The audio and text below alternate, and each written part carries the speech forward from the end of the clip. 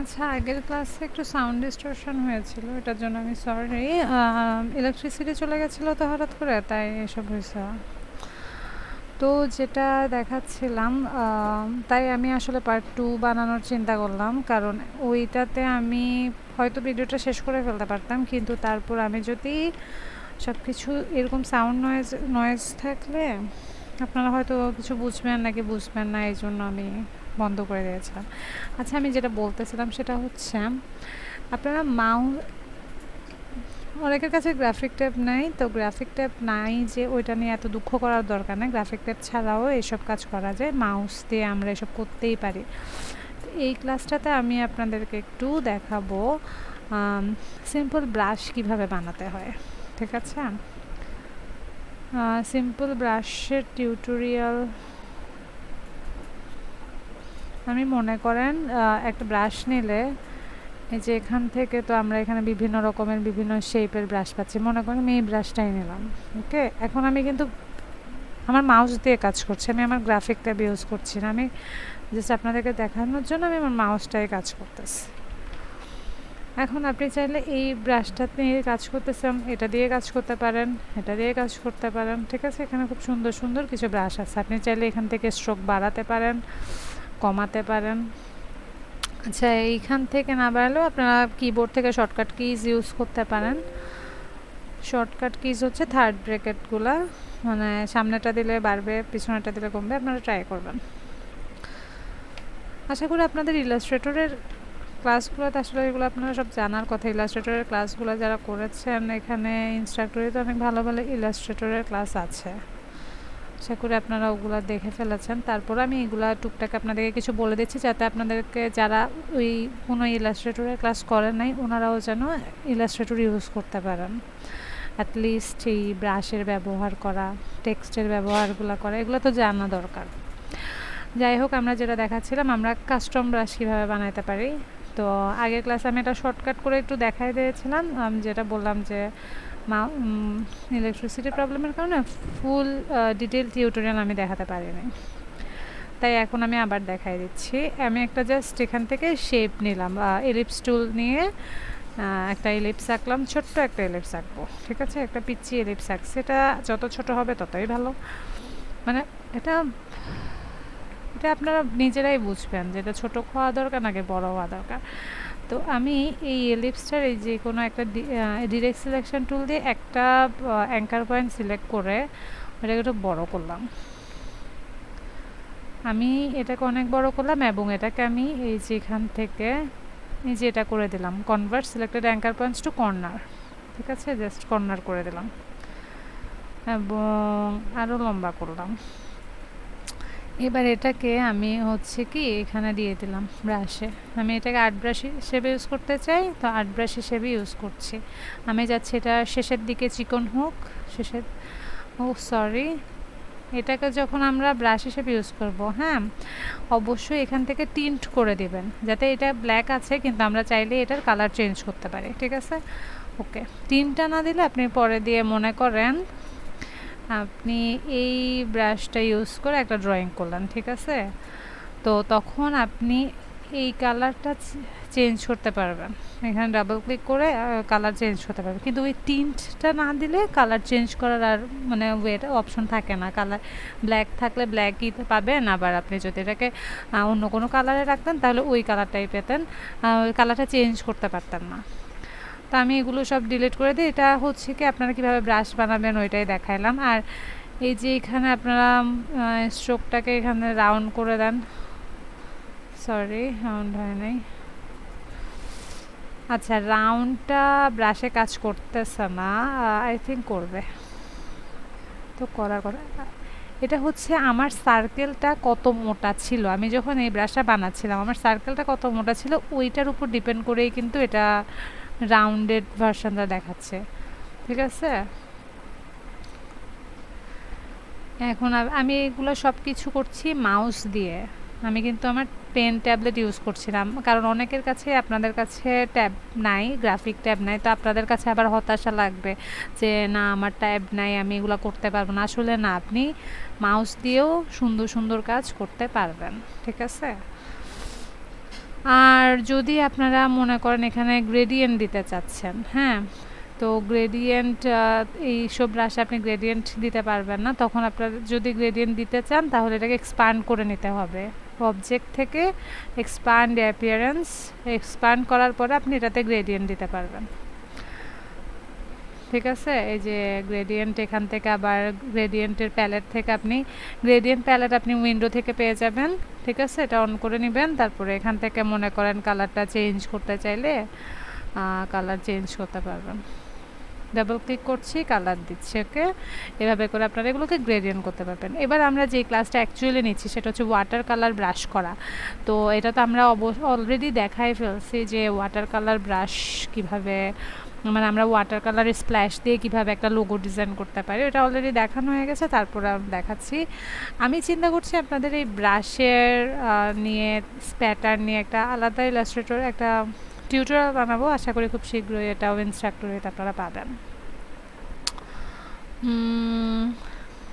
Place দিয়ে আমরা আমাদের ওই আগের, সরি আমি ভুল ইমেজ নিয়ে আসছি। ওই ইমেজটা কই রাখছিলাম সকালে আমি আপনাদেরকে, এই যে এটা আমরা যখন ইমেজ প্লেস করব, ইমেজে ক্লিক করে এই লিঙ্কটা থেকে আনলিঙ্ক করে দিলে ভালো আর কি, তাহলে এটা লিঙ্ক হয়ে আসবে না। নয়তো ধরেন আপনি যদি কাউকে ইমেজ পাঠাতে চান তখন সমস্যা করবে। তো এটা হচ্ছে কি ইমেজ ট্রেস করে নিয়েছিলাম। ওকে, এটা চলে গেছে দেখেন, কারণ ট্রেসিং রেজাল্টে আমার হাই ফিডেলিটি দেওয়া নাই। আমি এটা হাই ফিডেলিটি করব, তো চলে আসবে আবার। চেষ্টা করবেন গুগল থেকে নেন বা যেখান আপনার নিজের কাজ করা নেন, ব্যাকগ্রাউন্ডটা যেন একদম পিওর হোয়াইট থাকে আর ছবির রেজলিউশন যেন খুবই ভালো থাকে। আর যদি ওর মানে মনে করেন আপনার হাতে একটা কাগজে আপনি ওয়াটার কালার নিজের মনের মতো করে একটা ওয়াটার কালারের স্প্ল্যাশ রেডি করলেন এবং সেটা মোবাইলে ছবি তোলার পরে সেটা দেখলেন যে রেজলিউশন ভালো হচ্ছে না বা ব্যাকগ্রাউন্ডটা পিওর হোয়াইট পাচ্ছে না, তখন আপনারা ফটোশপে ওটা কালার ঠিক করে নেবেন। তাহলে দেখবেন সব কিছু ঠিকঠাক চলে আসবে। এবার আমি এক্সপান্ড করে নিয়েছিলাম, আগের মতোই সব কিছু করতেছি। এক্সপান্ড করার পরে যেটা করব, আমি আমার হোয়াইট কালারটা ফেলে দেব। এবার দেখেন আমি এটা মনে করেন এটা পুরাটা আমার দরকার নাই, আমি জাস্ট এই যে এখান থেকে কিছু অংশ, এটা তো এখন গ্রুপ অবস্থা আছে, আমি ডবল ক্লিক করলে ভিতরে, আচ্ছা ডবল ক্লিকও করলাম না, আমি এটাকে আনগ্রুপ করি। ঠিক আছে, এই আনগ্রুপ করার পর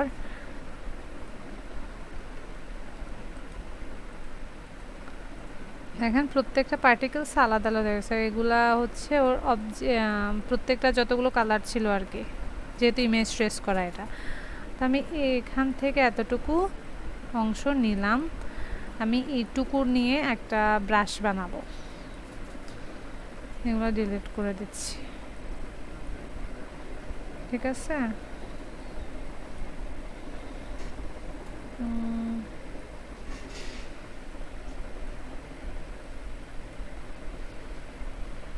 আমার কাছে মনে হচ্ছে এটা পারফেক্ট। আর নয়তো আপনারা এটাকে একটু এই শেপ করে নিতে পারেন এভাবে।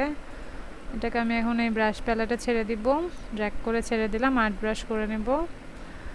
এই লাস্টে দিয়ে আমি যাচ্ছি, এই চোখা জায়গাটা লাস্টে দিয়ে থাকুক। এটাকে আপনি টিন্ট করেন বা না করেন কিছুই হবে না, কারণ এটা ব্ল্যাক না, এটা কালারফুল। টিন্ট শুধু এই ব্ল্যাকের ক্ষেত্রে কাজ করে, একদম পিওর সলিড ব্ল্যাকের ক্ষেত্রে কাজ করবে। ওকে, আপনারা চাইলে এটার কালার অ্যাডজাস্টমেন্ট থেকে, এটা মনে হয় আমি আগের ক্লাসে দেখাইছি, তাও আমি আবার বলে দিচ্ছি যে অবজেক্ট থেকে, সরি এডিট কালার থেকে, এই যে কালার অ্যাডজাস্টমেন্ট বা রিকালার আর্টওয়ার্ক, এই দুইটা যে কোনো একটা থেকে আপনারা চাইলে কালারগুলোকে চেঞ্জ করে নিতে পারেন। তা আমি আপাতত এটাই দেখাই। আমার মনে করেন আমি একটা ফ্লোরাল কিছু একটা বানাবো এটা দিয়ে। এই জিনিসটা দেখেন, আমি আর্টবোর্ডের সাইজটা অনেক বড়, এটাতে যখন আপনি বড় বড় করে করবেন তখনই মানে আর্টবোর্ডের রেশিও, আপনার ব্রাশের রেশিও সব কিছু মিল রেখেই আপনারা করবেন।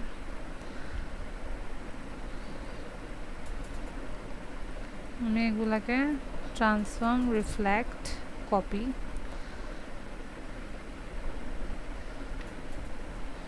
আমি একটু ফ্লোরাল শেপ দিতে চাচ্ছি, এভাবেও রাখতে পারি, আমার মনে হচ্ছে এভাবে ভালো লাগছে। জাস্ট আমি একটা ফ্লোরাল শেপ আনতে চাচ্ছি। তারপর আমি জাস্ট আমার এই প্যাটার্নটাকে নিয়েও চাইলে এখানে রেখে দিতে পারি, কন্ট্রোল জি, কারণ ওইটাও তো একটা কোনা টাইপের ছিল।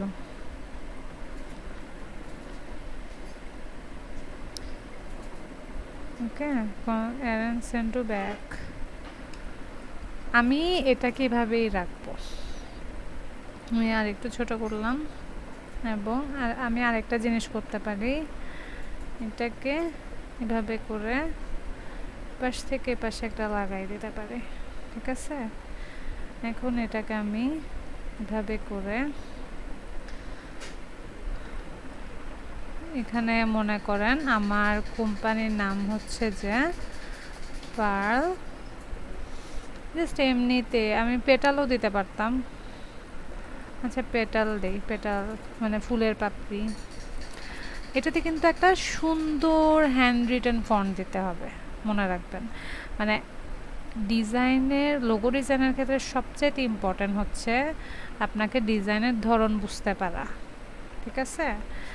মনে করেন আপনি পিছনে যেই ব্যাকগ্রাউন্ডটি ইউজ করেছেন সেটা কিন্তু আপনার হ্যান্ডমেড, ওয়াটার কালার তো অবশ্যই হ্যান্ডমেডই হয়, তাই আমার ফন্টটাও আমি ওভাবেই চুজ করছি যেন এটাকে মনে হয় যে আসলেই একেবারে হ্যান্ড, এটা একটু র মনে হয়।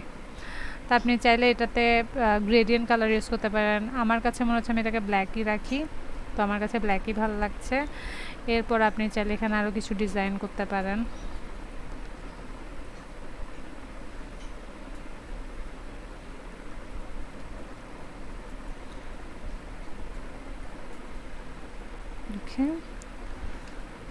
আমি এভাবে রাখলাম, আমার কাছে মনে হচ্ছে এটাই ভালো লাগছে। তো আমার এই লোগোটাকে আমি এভাবেই ক্লায়েন্টকে একটা অপশান দেখাবো।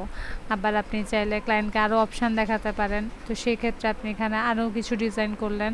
আই মিন আপনি একটা ক্লায়েন্টকে ফেস করার আগে অবশ্যই মাথার মধ্যে চিন্তা করে রাখবেন যে আপনি কী কী টাইপের অপশান ক্লায়েন্টকে দেখাবেন। আরেকটা জিনিস এখানে বলে রাখি, এখানে দেখেন পিটা থেকে আমার মনে হচ্ছে দূরত্বটা একটু বেশি, ঠিক আছে না। আপনি চাইলে পিকে আলাদা লিখতে পারেন। মনে করেন আপনি এখান থেকে পিটাকে মুছে দিলাম, এবং পিকে আলাদা করে লিখলাম আমি, তাহলে একটু এভাবে। Okay, I think that one will be more better. আমি আর একটু বড়ও করতে পারি, এটাকে একটু এভাবে করে দিতে পারি। That's good. যখন কাজ করতে যাবেন আপনারা নিজেদের মাথায় অনেক রকমের আইডিয়া আসবে, অনেক সুন্দর সুন্দর আইডিয়া আসবে, তো আপনারা সেভাবেই কাজ করবেন আর কি। চাইলে এটাকে আপনারা ব্লু করতে পারেন, ব্ল্যাক করতে পারেন, ব্ল্যাক রাখতে পারেন, বা অন্য কালার দিতে পারেন। That's depends on your choice, your creativity. আমার মনে হয় ওয়াটার কালার দিয়ে আপনারা কীভাবে কাজ করবেন এটা অলরেডি বুঝে গেছেন। আর যদি মনে করেন যে আমরা গুগলে কিছু দেখেছিলাম, ওইটার জন্য তো এটা যথেষ্ট ছিল, যে একটা মনে করেন আমি সেম জিনিসটাকে কপি করলাম, এটাকে ট্রান্সফর্ম, রিফ্লেক্ট করে এদিকে ফিরায় এটার সাথে লাগাই দিলাম, কন্ট্রোল জি, এবং এডিট কালার্স, রিকালার আর্টওয়ার্ক দিই। রিকালার আর্টওয়ার্ক দিলে দেখেন এখানে অনেক কালার, আপনি পাগল হয়ে যাবেন। তারপরে এডিট থেকে দিলে আপনি এখানেও পাগল হয়ে যাবেন, আপনি কালার নিয়ে কাজ করতে পারবেন না। তো এত পাগল না হওয়ার থেকে ডিরেক্ট এই যে মানে ওয়াটার কালারের ক্ষেত্রে আর কি, adjust colour balance is best for me. আমরা জাস্ট এখান থেকে, যেহেতু এটা সিএমওয়াইকে প্যালেট আছে, আপনার সিএমওয়াইকে নিয়েছিলেন তাই আপনার সিএমওয়াইকে অপশানে দিয়েছে, তো প্রিভিউ দিবেন। আর এখানে দেখেন কোন কালারটা আপনার ভালো লাগে। আমি একটু ম্যাজেন্টা টাইপের কালার চাইলে আমি ম্যাজেন্টাটা বাড়াই দিব, সায়ান কমাই দিব, ইয়েলোটা কমাতে চাইলে এটা আর একটু লাইট হবে, ইয়েলোটা বাড়াইলে এটা একটু কমলা কমলা হয়ে যাবে। আমার মনে হচ্ছে যেহেতু এই পাশে ব্লু রেখেছে তো এই পাশে একটু পিঙ্কিশই ভালো লাগবে। ব্ল্যাকটা একটু কমাই দিই যেন একটু লাইট পিঙ্ক আসে। ওকে দিয়ে আমরা একটু দেখি কী অবস্থা। দেখেন এটা ভালো ব্লেন্ড হয় নাই, তারপরেও মানে এগুলো আপনাকে ট্রাই করে করে দেখতে হবে যে কোন কালারটা আসলে বেশি ভালো লাগবে। ঠিক আছে,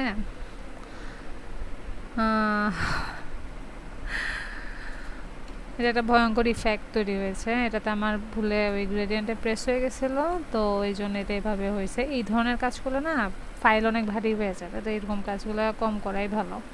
যাই হোক, তো আমার এটা ভালো লাগছে না, এটা আমি ডিলিট করে দিলাম। ঠিক আছে, এটাই আমার কাছে বেটার মনে হচ্ছে। আর জাস্ট ওই যেটা বলছিলাম সেটা হচ্ছে গুগলের মতো করতে চাইলে এভাবে পিছনে জাস্ট এভাবে ওয়াটার কালার থাকলো, আর জাস্ট উপরে আপনি আপনার নামটা বসাই দিলেন, এটুকু শেষ। আর চাইলে আপনারা ব্রাশ বানায়ে এভাবে সুন্দর করে ফুল, ফ্লাওয়ার বা অন্য কোনো শেপ বানিয়ে ক্লায়েন্টকে প্রেজেন্ট করবেন। থ্যাঙ্কস।